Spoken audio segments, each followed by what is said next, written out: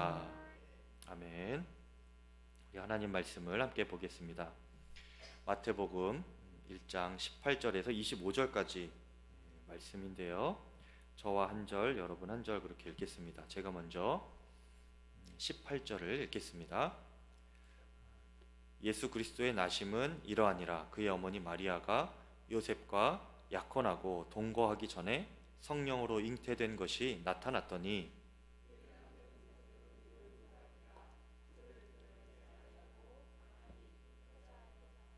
이 일을 생각할 때에 주의 사자가 현몽하여 이르되 다윗의 자손 요셉아 내 아내 마리아 데려오기를 무서워하지 말라. 그에게 잉태된 자는 성령으로 된 것이라.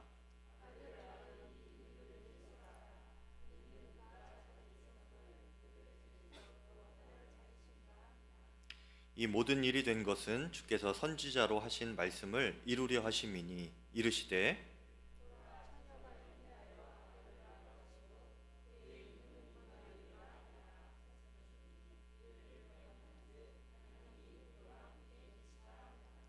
요셉이 잠에서 깨어 일어나 주의 사자의 분부대로 행하여 그의 아내를 데려왔으나 아들 낳기까지 동침하지 아니하더니 나음의 이름을 예수라 하니라. 아멘. 하나님의 말씀입니다. 오늘 말씀은 예수님께서 이 땅에 나실 때에 어떻게 잉태되고 나셨는지, 그리고 그때에 성령께서 예수님의 육신의 부모님 마리아와 요셉이죠. 요셉과 마리아인데 그들에게 또 어떤 예고를 해주시고 그렇게 예수님이 나시고 예수라는 이름을 얻게 되셨는지 그 내용이 나옵니다. 그 가운데 우리가 핵심으로 볼 내용은 예수님의 이름의 뜻이 그가 자기 백성을 그들의 죄에서 구원할 자이심이라. 이 구절입니다. 그래서 오늘 말씀은 죄에서 구원할 자 예수 그리스도입니다. 제가 몇 해 전에 허리가 많이 안 좋았어요. 그래서 허리 통증이 심했는데 여러 치료 방법을 찾다가 또 병원에도 가고 한의원에도 가고 그렇게 여러 치료를 받았는데요. 어떤 한의원에 신뢰할 만한 한의원에서 저에게 계속 이제 침 놔주고 치료를 해주다가 하루는 저에게 이런 조언을 해주셨어요. 한의사 선생님이 이렇게 침 맞고 하는 것은 일시적인 것이다. 이것이 궁극적인 치료가 사실은 될 수가 없습니다. 그래서 제가 어떻게 하면 그러면은 제 허리의 통증이 다 낫겠습니까? 물어보니까 하실 수 있겠냐 먼저 물어보시더라고요. 그래서 제가 무엇이든지 이 허리의 통증만 사라진다면 할 수가 있습니다. 말씀해 주십시오. 했더니 그 의사 선생님께서 저에게 알려주신 방법이 하루에 40분씩 꾸준히 걸으라는 거예요. 보폭을 평소보다 조금 넓게 하고 또 여기 허벅지 위쪽에 힘을 들어가게 하고 평소보다 약간 빠르게 그렇게 40분을 매일 걸으시면 이 허리 통증이 사라질 것입니다. 이렇게 말을 해주는 거예요. 너무나 간단하죠, 여러분? 근데 그것을 매일 해보라는 겁니다. 그래서 제가 그날부터 매일 했습니다. 토일 주일에도 주일 예배 가기 전에 새벽 더 일찍 일어나서 그 40분 걷기를 먼저 하고 주일 사역을 감당했죠. 그렇게 6개월 정도 하니까 정말 허리 통증이 점점 안 느껴지더라고요. 그 이후로 제가 허리가 안 좋다고 하는 분들을 만나면 제가 그렇게 똑같이 알려줍니다. 보폭을 좀 넓게 하고 허벅지 위쪽에 힘이 가도록 좀 빠른 걸음으로 하루에 40분씩 그렇게 매일 걸어보시라. 한 3개월만 지나도 효과를 느낄 수 있고 6개월 정도 더 지나면 통증이 거의 느껴지지 않을 것이다. 이렇게 강력하게 소개를 해주곤 합니다. 권위자의 말을 듣고 그것에 실행해보고 또 순종해본 결과 그 효과를 제가 체험했을 때에 그때 하게 되는 것이 그것을 누군가에게 전하게 되는 일이더라고요. 제가 이 걷기 운동, 40분 걷기 운동에 증인이 되었습니다. 제가 전도자가 되었어요. 그리고 지금도 걷기를 계속 하고 있는데요. 이 구원의 복음이 그렇습니다. 예수님으로 인하여서 우리가 죄에서 구원받고 다시 살게 된 이 구원의 복음이 마치 이와 같아요. 우리가 성경 말씀을 듣고 또 누군가의 전도를 받아서 주의 십자가의 복음을 들었을 때에 그 복음으로 구원받은 사람은 나를 죄에서 구원하신 그 십자가가 이렇게 감격적인 것이구나 깨닫고 감격하는 것에 그치는 것이 아니라 그 구원받은 자의 기쁨을 충만하게 삶에서 누리며 살아가게 됩니다. 그것을 내가 실제적으로 경험을 하게 돼요. 그러면 어떻게 되겠습니까? 거기서 끝나는 것이 아니라 이것을 전하게 되는 것입니다. 이런 삶을 증인의 삶, 또 전도자의 삶이라고 하는 것이죠. 제가 예전에 시골 교회를 섬길 때에 여름만 되면 청년들이 이렇게 내려와서 하나님께 함께 예배를 드리고 또 삼계탕을 잘 이렇게 준비해서 점심 식사로 준비해서 마을 어르신들을 마을 회관에 다 초청하여서 그렇게 삼계탕으로 섬기고 식사로 섬기고 또 공연도 하고 또 마을 청소도 하면서 마을 주민들을 잘 섬겼습니다. 이 모든 일에 필요한 재정이 필요할 것 아닙니까? 그렇죠? 이 재정은 청년들이 자신들의 용돈을 다 모으고 또 모자라면 아르바이트를 해서 또 그렇게 모은 그런 재정들이었어요. 그렇게 청년들이 자비량으로 자신의 돈으로 모아서 또 청년들이 서로 이렇게 모여서 그 시골 마을을 섬긴 이유가 무엇일까요? 그 이유가 있겠죠. 그것은 마을 주민들이 구원을 얻도록 복음을 전하기 위해서입니다. 그 청년들이 본인들이 그때까지 살아오면서 예수님을 만나고 또 구원의 복음을 듣고 그것이 감격이 되어서 누리는 기쁨의 삶을 살았던 것이죠. 그러지 않았다면 그들이 일면식도 없는 그 시골 마을에 와서 주민들에게 복음을 전하고 그런 헌신과 봉사를 할 리가 있겠습니까? 그렇죠? 그 청년들은 어린 나이 때부터 구원받은 자로서 그 감격을 깨닫고 누리고 그렇게 살아갈 뿐만 아니라 그것을 전하는 증인의 삶을 살아간 것이죠. 제가 말씀을 준비하면서 이런 증인의 삶을 더 이상 우리가 다른 사람의 이야기로만 들어서는 안 되겠다 하는 마음이 들었습니다. 저는 우리 사랑하는 양평교회 모든 성도님들의 삶도 이런 증인의 삶이 되었으면 좋겠다는 간절한 소망이 부어졌어요. 하나님께서도 그것을 원하시기 때문입니다. 예수님의 증인된 삶을 우리가 살기 위해서는 우리가 먼저는 그 예수님이 누구이신지 먼저 알아야 되겠죠. 그래야 그 예수님의 증인이 될 것 아닙니까?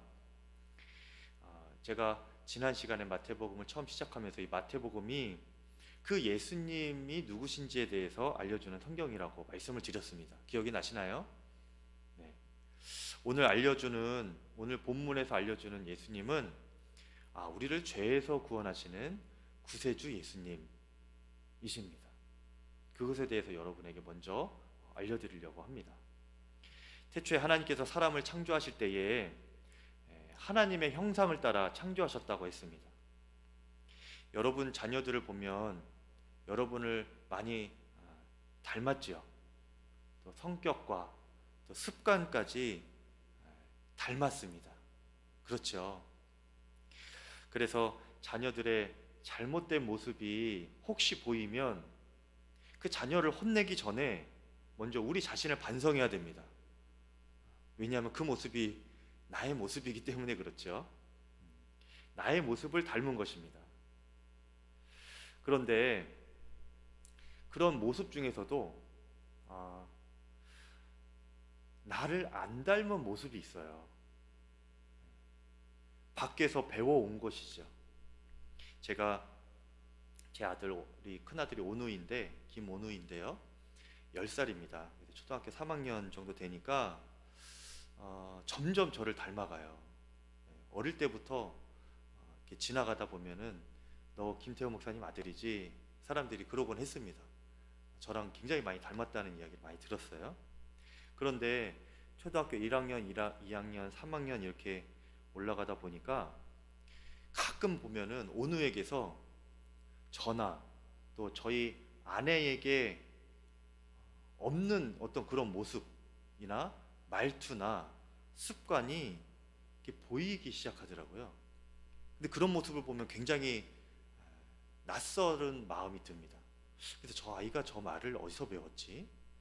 분명히 내가 저런 말을 한 적은 없는데, 또 저희 아내도 그런 말을 한 적이 없는데, 어떤 저런 태도를 어디서 배웠지?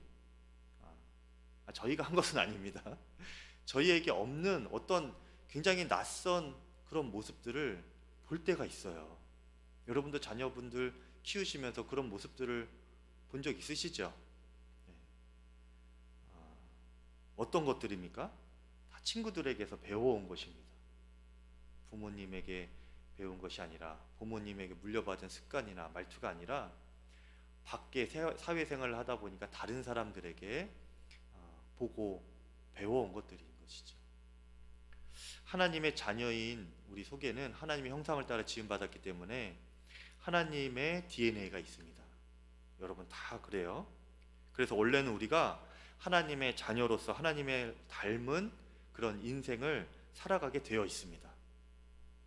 그리고 하나님의 속성을 따라서 여러 가지 속성이 하나님께 있는데, 그 중에 가장 특별한 속성이 바로 영원토록 존재하시는 속성이 있으시죠. 하나님은 영원히 스스로 계신 분입니다. 우리도 마찬가지예요. 우리도 영원토록 살도록 창조된 하나님의 피조물입니다. 그런데 어느 날 그렇게 우리가 하나님 닮은 모습만 있는 게 아니라, 하나님의 속성만 물려받은 삶이 아니라, 어느 날 사람에게 뭔가가 이렇게 들어왔습니다. 그것이 무엇이 아니면 악한 죄예요. 선악과 사건이죠. 사탄이 뱀의 모습으로 아담과 하와에게 다가와서 선악과를 먹으라고 이렇게 유혹을 했습니다. 그런데 그것은 단순히 그냥 나무 열매 하나 먹는 정도의 가벼운 일이 아니었어요.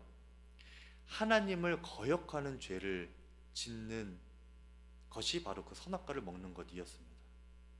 하나님께서 아담과 하와에게 에덴 동산에 살게 하시면서 너희가 이 동산에 있는 모든 나무의 열매를 다 먹어도 좋다. 그리고 여기 있는 모든 동식물들을 너희가 다스려도 좋다. 그런데 한 가지만 하지 말아야 될 것이 있는데, 너희가 선악과의 열매만은 먹지 말아라. 먹으면 너희가 정령 죽으리라. 이렇게 말씀하셨어요. 그러니까 다 허락해 주시고 그거 하나만 하지 말라고 한 겁니다. 근데 여러분 상식적으로 예를 들어서 어떤 한 주인이 하인에게 100억 10원을 주면서, 100억 원하고 10원, 100억 10원이라고 하죠? 좀 너무 차이가 나서 여러분 좀 그러십니까? 100억 10원을 주면서 이렇게 말해요. 하인아, 너가 이 100억을 너 마음대로 다 써도 된다. 그런데 대신에 그 10원은 너가 계속 가지고 있어. 이거를 쓰면 안 돼. 이 10원을 너가 쓰면 너의 모든 것을 내가 다 뺏을 거야. 너가 모든 것을 잃게 된다. 그렇게 말을 한다면 여러분, 그래도 그 10원을 쓰겠습니까? 안 쓰겠죠. 네. 정상적인 사람이라면, 상식적인 사람이라면 그 10원은 건들지도 않습니다. 그대로 보관을 놓을 거예요. 혹여나 잊어버릴까 조심조심하면서 그거를 잘 간수를 할지언정 쓸 마음은 갖지 않을 겁니다. 그런데 우리 안에 죄가 들어오면, 어떤 유혹이 들어오면 그 10원을 씁니다, 여러분. 그리고 모든 것을 잃게 돼요. 죄는 우리를 아주 비정상적으로, 또 비상식적으로, 순간적으로 그렇게 만들어 버립니다. 죄라는 것의 본질은 무엇이냐면 내가 주인 되고 싶은 마음, 이것이 죄의 본질이에요. 그러니 그 10원은 X의 크고 작은 문제가 아니라 내가 그 주인의 말을 듣는 종으로 계속 살 것인가, 아니면 주인이 그렇게 말했어? 근데 뭐 이것도 내 마음대로 해도 되지 않나? 내가 언제까지 주인의 명령만 살고 가는 그런 종으로만 살아갈 것인가? 나에게 이미 100억이 있는데? 그러면서 그 주인의 말을 무시하고 그렇게 10원을 써버리는 것. 더 이상 내가 주인을 섬기는 종이 아니라 내가 내 마음대로, 나도 주인처럼 또 하나님처럼 그렇게 살 것이다 하는 그 마음이 달린 것이 바로 죄의 본질입니다. 사탄은 우리 마음에 그렇게 하나님처럼 되고 내가 주인 되고 싶어하는 그 마음을 이렇게 부추긴 거예요. 아담과 하와에게. 사탄이 아담과 하와에게 어떻게 부추겼나, 제가 창세기 3장 4절을 쉬운 성경으로 한번 읽어드릴게요. 그러자 뱀이 여자에게 말했습니다. 사탄이 뱀으로 가장해서 여자에게 와서 이렇게 말했어요. 너희는 죽지 않아. 하나님은 너희가 그 나무 열매를 먹고 너희 눈이 밝아지면 선과 악을 알게 되어서 너희가 하나님과 같이 될까봐 그렇게 말씀하신 거야. 이렇게 아담과 하와에게 뱀이 말을 한 겁니다. 하와에게 먼저 말하고 하와의 말을 듣고 아담이 같이 선악과를 먹은 것이죠. 이후에 사람과 하나님과의 사랑과 신뢰의 관계가 깨져버린 것입니다. 하나님은 그들을 신뢰하고 사람을 신뢰하고 또 사랑하는 마음으로 모든 것을 다 허용하였고, 단 한 가지, 하나님과의 관계를 바로 세우기 위한 그 선악과 하나만은 지키라 말씀하셨는데, 이 아담과 하와, 사람은 그 하나님과의 관계마저 깨버리고 내가 하나님처럼 그렇게 살아가고 싶은 욕심이 생긴 거죠. 그 욕심 때문에 선악과를 먹고 그에게 주어진 여러 복된 것들을 잃어버리게 됩니다. 그때부터 사람은 하나님의 종이 아니라 사단과 죄의 종이 되어 살아가게 되었습니다. 그리고 영원토록 살게 되는 것은 동일하지만 이 땅을 지나서 천국에서 영원히 살아가는 것이 아니라요, 이 땅을 지나서 지옥에서 영원히 살게 되는 그런 운명이 되어버린 거예요. 영원토록 에덴 동네에서 살다가 하나님과 그 천국에서 그렇게 계속 영원토록 행복하게 살 수 있는 것이 사람의 운명이었는데, 이 죄 때문에, 하나님처럼 되고 싶은 그 욕심 때문에, 그 죄의 본질을 붙잡는 것 때문에 그는 더 이상 하나님과의 관계가 깨어지고 사단의 종으로 이 땅에서 그렇게 살다가 그대로 끌려가서 지옥에서 영원토록 살게 되는 것이죠. 우리 모두가 다 그런 존재들입니다. 사람이 다 그런 존재들이에요. 그런데 하나님은 우리를, 사람을 그래도 사랑하셔서 우리 안에 들어온 그 죄를 해결해 주시고 그 죄로부터 구원해 주시려고 사람의 모습으로 이 땅에 오셨습니다. 그분이 바로 예수님이시죠. 그것이 오늘 말씀에 나오는 것입니다. 1장 21절에 아들을 낳으리니 이름을 예수라고 하여라. 이는 그가 자기 백성을 그들의 죄에서 구원할 자이심이니라 하니라. 하나님의 백성들이 죄에 빠지고 지옥불에 멸망할 그런 인생으로 빠져 있는데 자기 백성을 구원할 자로 예수가 이 땅에 오셨다는 겁니다. 요셉과 마리아의 몸을 통하여서 사람의 모습으로 이 땅에 오셨다는 것을 21절에 증거하고 있는 거예요. 그래서 영원토록 멸망할 수밖에 없는 우리를 다시 새롭게 하시고 구원받은 인생이 되게 하시고 그 기쁨과 감격으로 살게 하시다가 하나님 나라, 하나님 곁에로 인도하실 수 있는 분은 오직 우리 주 예수 그리스도밖에 없습니다. 그리고 예수님은 우리가 이 땅에 살아가면서 그 죄에서 건짐을 받았음에도 불구하고 또다시 죄를 사랑하고 또 죄를 짓기 좋아하는 그런 본성이라는 것을 알고 계세요. 그래서 그것으로부터도 우리가 자유함 받고 그 죄를 끊어낼 수 있도록 돕기 위해서도 이 땅에 오셨습니다. 그 죄에서 우리를 먼저 건져주신 사건이 바로 십자가인 것이고요. 십자가에서 예수님은 우리를 사로잡고 있는 모든 죄의 권세, 죄로 인하여서 우리가 당할 수밖에 없는 모든 저주를 끊어주셨습니다. 그래서 죄의 책임을 우리에게 있지 않고 주님이 이미 다 해결해 주셨고요. 우리가 죄인이기 때문에 지옥 가야 되는 일은 이제는 없는 겁니다. 예수님을 믿고 예수님을 의지하는 그 순간부터 우리는 그 죄의 책임을 질 필요는 없어요.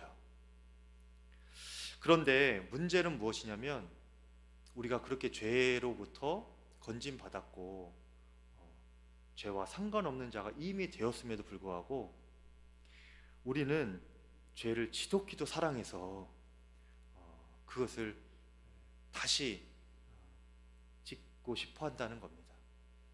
마치 돼지를 다 씻겨놨는데 돼지가 씻겨놓자마자 금방 또 흙구덩이에 몸을 뒹굴리고 그렇게 하는 것처럼 우리가 그렇게 죄의 본성을 끊어내지 못하고 죄를 사랑하는 마음을 벗어버리지 못하고 다시 마치 구원받지 못한 사람처럼 한 번도 구원받아 본 적 없는 사람처럼 그렇게 죄의 삶을 살아갈 때가 많다는 거예요. 갈라디아서에 보면 사도 바울이 성도들에게 하는 말이에요. 너희가 이미 구원받은 자인데 이런 죄를 다시는 또 짓지 말아라. 왜 자꾸 이런 죄를 짓느냐 한탄하면서 하는 말씀이 있어요. 갈라디아서 5장 19절에 육체의 일은 분명하니, 그러니까 죄라는 것이 이런 거다라는 거예요. 곧 음행과 더러운 것과 호색과 우상 숭배와 주술과 원수 맺는 것과 분쟁과 시기와 분냄과 당짓는 것과 분열함과 이단과 투기와 술 취함과 방탕함과 또 그와 같은 것들이라. 전에 너희에게 경계한 것 같이 또 경계하노니 이런 일을 하는 자들은 하나님 나라를 유업으로 받지 못할 것이다. 내가 전에 너에게 말했던 것 같이 내가 또 한 번 말하는 거야. 이 말은 무엇입니까? 이 성도들이 이 죄에서 여전히 자유롭지 못하다는 거예요. 교회를 나와도 구원을 받았다 해도 예수님을 믿는다고 하면서도 하나님의 자녀라고 내가 고백을 하면서도 여전히 이런 죄에 빠져 있다는 겁니다. 교회 안에 있는 사람들을 말하는 거예요. 지금 교회 밖에 있는 사람들은 말할 것도 없고 당시 갈라디아 교회 교인들 중에서도 이 육체의 일들, 죄를 짓는 이들이 있었다는 겁니다. 이처럼 십자가 구원의 복음을 우리가 믿고 또 감격하고, 그래서 그렇게 구원받은 자로 살아갈지라도, 죄에서 자유함 받았다 이렇게 고백했을지라도 그 믿음을 끝까지 지키며 살아가는 것은 참 힘든 일입니다. 이미 십자가에서 그 일을 예수님이 이루어 누셨는데, 그 구원받은 자로서의 거룩한 삶을 살기가, 죄와 상관없는 죄를 끊어내는 삶을 살아가기가 너무나 힘들다는 거예요. 여러분은 어떠십니까? 죄 안 지으시나요? 여러분도 같은 고민이 있으시죠? 그래서 괴롭기도 하시죠. 내가 구원받았는데, 정말 예수님 믿고 뜨거웠던 때가 있었는데, 정말 내 모든 것을 다 내어드려도 아깝지 않는, 나의 모든 인생을 다 바쳐도 손해보지 않는, 오히려 더 내가 복된 것임을 고백하면서 뜨겁게 주님을 따라 살고 거룩하게 살고 죄 안 지으려고 했던 그런 때가 나도 있었는데, 지금은 왜 이러지? 내가 원래는 구원받지 못했던 사람은 아니었나? 의심이 들 때도 있고, 내가 변질되었나? 좌절하고 낙심할 때도 있습니다. 그런데 이것이 우리 인간의 연약함이에요. 그래서 주님 앞에 어떤 인생도 다 결코 자랑할 수 있는 인생이 없습니다. 항상 겸손하게, 항상 회개함으로 십자가 앞에 겸손히 나아가 무릎 꿇고 기도하는 우리들의 삶이 되어야 합니다. 그리고 그런 연약한 인생, 우리가 너무나 죄에 무능력한 존재임을 예수님께서 아시기 때문에, 예수님께서 또한 그것으로부터도 우리를 자유케 해주시려고, 도와주시려고 이 땅에 오신 것이기도 합니다. 십자가 이후에 주님께서 우리에게 어떤 일을 하시느냐, 죄를 끊어내도록 도우시는데요, 그것이 바로 23절에 나와 있습니다. 이거 한번 여러분이 읽어보실까요? 시작. 처녀가 임마누엘이라 하리라 하셨으니, 이를 번역한즉 하나님이 우리와 함께 계시다 함이라. 아멘. 예수님은 죄에서 우리를 구원할 자로 오셨을 뿐만 아니라, 그렇게 십자가에서 우리의 모든 죄를 해결하셨을 뿐만 아니라, 그걸로 끝나는 것이 아니고 십자가 이후에도 우리와 함께 계시는 임마누엘의 주님으로도 오셨습니다. 이것은 무슨 말이냐면, 우리가 죄와 외롭게 싸우지 않도록 옆에서 도와주신다는 말이에요. 예수님이 우리와 함께 계시면서 무엇하고 계시겠습니까? 그렇죠? 너는 혼자가 아니야. 내가 옆에 있어. 나를 의지하고 나와 동행하면서 죄를 이기고 거룩한 하나님의 자녀로 그렇게 살아. 이렇게 격려하시고 응원하시고 도우십니다. 우리가 그렇게 우리와 함께 계신 주 예수님을 정말 믿는다면 우리는 진정으로 죄를 이길 수가 있습니다. 여러분, 요즘 스마트폰을 많이 쓰시죠? 스마트폰. 스마트폰 다 가지고 계시죠? 이런 스마트폰입니다. 컴퓨터와 같이. 그렇죠? 이 스마트폰을 쓰려면 계정을 만들어야 합니다. 어르신들도 다 계정 만드셨죠? 네. 모르셔도 상관없습니다. 그 핸드폰 가게 직원이 다 만들어 드렸을 거예요. 그 계정을 만들어야 이 핸드폰을 다 쓸 수가 있어요. 그런데 그 하나의 계정을 그렇게 만들어서 핸드폰을 하고 있으면 그것이 이 핸드폰에만 있는 것이 아니라 우리가 쓰는 PC, 또 요즘에는 태블릿 PC, 그리고 이런 스마트워치, 여러 데에 다 다 연결이 됩니다. 이거 연동이라고 하는데 다 연결이 되어서 어느 것을 쓰든지 동일하게 또 옆에 기기에서 쓸 수 있는 거예요. 그러니까 제가 핸드폰으로 어떤 영상을 보고 있다가 또 제 자리 PC에 가서 또 그 유튜브를 열면 동일한 영상을 계속 이어서 볼 수가 있고 그런 것입니다. 대충 이해가 가시죠? 젊은 분들은 다 이해가 가실 거고 또 여기 다 이해가 되실 겁니다. 그렇죠? 그렇게 한 가지 계정이 있으면 여러 가지 기계에서 다 같이 볼 수 있는 게 그 계정이라는 거예요. 연동이라는 거예요. 연결되어서. 그 말은 무엇이냐면 하나의 계정으로 스마트폰 한 개, 또 스마트폰 두 개, 스마트폰 세 개도 그 하나의 계정으로 다 사용할 수도 있어요. 지난주에 제가 어떤 부부와 이야기를 나누다가 그 부부는 하나의 계정으로 쓴다고 해요. 그래서 그 유튜브나 뭐 이런 거를 하나의 계정으로 써서 자기의 핸드폰에도 나오고 또 배우자의 핸드폰에도 나오는 겁니다. 그러니까 이분이 이상한 영상을 볼 수가 없다는 거예요. 그거를 보면 배우자에게도 그것이 뜨니까 어느 하루는 아내분이 당신 요즘에 왜 이렇게 정치에 관심이 많아졌어? 왜 이렇게 정치에 관련한 영상들이 많이 뜨지? 이렇게 물어보더래요. 그러니까 이분이 우리 아내가 핸드폰을 항상 보고 있구나, 이것을 의식하게 되는 거예요. 그러니까 자기 혼자 있을 때에도 이 핸드폰으로 엄한 것을 못 보게 되는 거죠. 그러겠죠, 여러분? 네. 의식이 되더랍니다.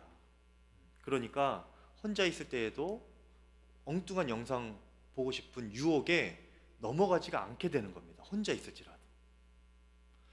여러분, 예수님께서 나와 함께 계심을 여러분 정말 믿게 되면 이보다 더 강력한 죄를 이기는 능력이 됩니다. 여러분, 예수님께서 지금 나와 함께 계시는데 내가 어떤 미운 사람이 앞에 있다고 해서 말을 험하게 할 수 있을까요? 할 수 있습니까, 여러분? 없지요. 예수님이 나와 지금 함께 계시는데 내가 지금 컴퓨터 앞에 어떤 영상이 이렇게 있어서 내가 그걸 보고 싶은 어떤 유혹이 생긴다 해도 볼 수 있겠습니까? 보면 예수님과 함께 봐야 되는데 무슨 되겠습니까? 그게? 안 돼요. 또 내가 가지 말아야 할 곳, 내가 보지 말아야 할 것, 그런 것들 가지 말아야 할 곳에 내가 가게 되겠습니까? 가려면 예수님과 함께 가야 되는데 안 가게 되겠죠. 예수님께서 나와 함께 계시구나, 이것이 정말 믿어지면 믿어질수록 우리가 죄를 이길 수가 있게 되는 것입니다.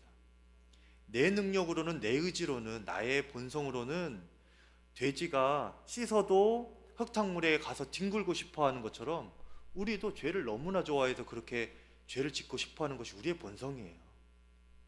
그런데 그 죄를 이길 수 있는 능력은, 우리가 그 죄에서 이 땅에 살면서도 구원받고 거룩한 삶을 살 수 있는 방법은, 그 힘은 우리에게 있지 않고 우리와 함께 계시는 예수님께 있음을 여러분 꼭 믿으시길 바랍니다. 그분이 임마누엘의 예수님이십니다.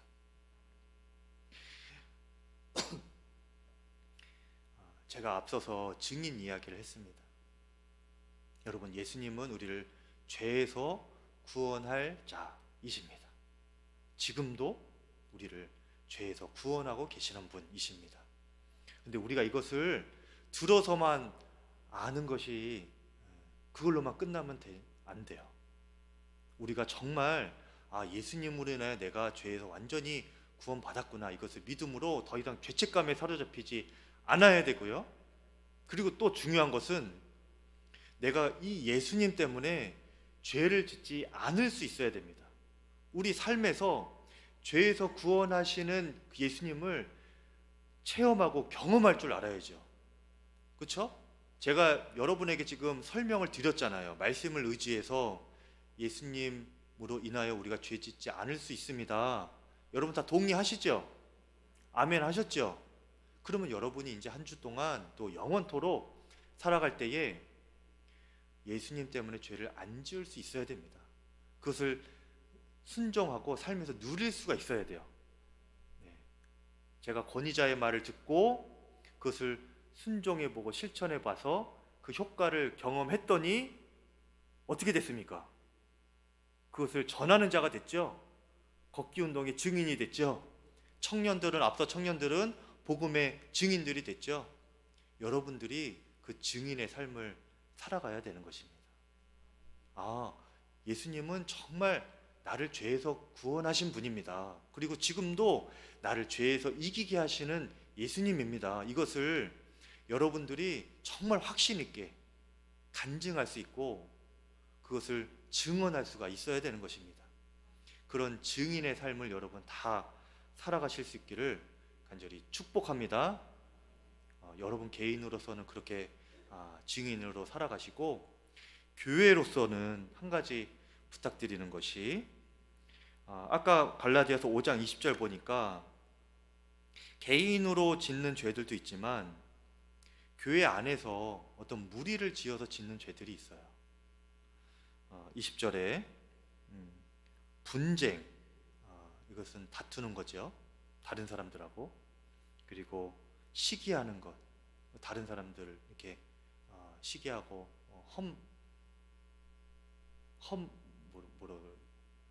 험담하는 것, 허물을 들춰내는 것, 당짓는 것, 끼리끼리만 있는 것, 또 분열하는 것, 하나 되지 않고 교회 안에 예수 그리스도 안에서 한 몸인데 한 몸으로 힘쓰려고 하는 것보다 끼리끼리 모이고 분열하고 싶어하는 것, 이런 것들이 우리 교회적인 차원에서는 또 짓지 말아야 할 죄의 영역인 것입니다. 우리 양평교회가 정말 그런 죄로부터 떠나는 교회, 항상 성령 안에서 사랑하고 화합하고 연합하고 서로를 세워주고 높여주고 칭찬해주고 그렇게 사랑으로 소문난 교회가 되어야, 여러분 그래야 전도가 되지요. 안 그렇습니까? 분냄과 당짓고 분열하고 이런 교회에 누가 오고 싶겠습니까? 왔다가도 떠나가는 거예요. 우리가 전도하는 교회, 증인된 교회가 되기를 간절히 축복하는데, 우리 교회 자체도 주 예수님께서 명령하신 이 죄에서 구원받는 그 역사가 실제적으로 깨달아지고 또 살아내어지는 그런 거룩한 양평교회가 되기를 간절히 축복합니다. 또 양평교회 모든 성도들이 다 되기를 주 안에서 축복합니다.